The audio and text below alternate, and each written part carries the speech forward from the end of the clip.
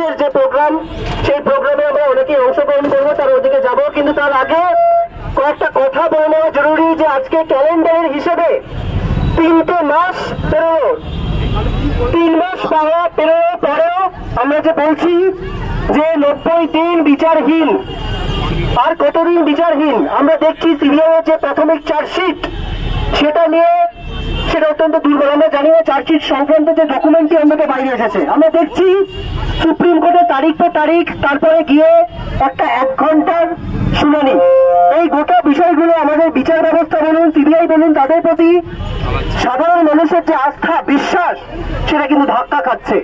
এবং আমরা মনে করি যতদিন না অবধি আমাদের লড়াই, আমাদের আন্দোলন রাজপথে থাকছে, ততদিন না অবধি এদের উপরে চাপ সৃষ্টি আমরা করতে পারবো না।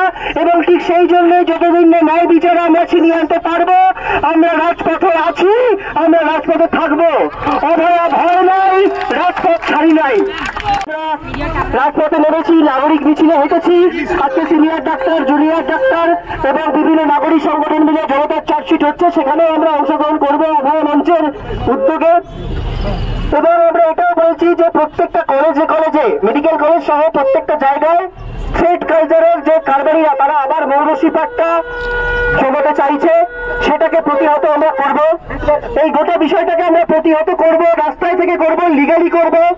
এবং আমরা বারবার এটাই বলতে চাই যে আমরা ন্যায় বিচার ছিনিয়ে আনা অবধি, অভয়ের ন্যায় বিচার ছিনিয়ে আনা অবধি, এবং আর একটা অভয় যাতে না হয় সেটা সুনিশ্চিত করার আগে অবধি রাজপথ ছাড়ছি না, রাজপথ ছাড়বো না।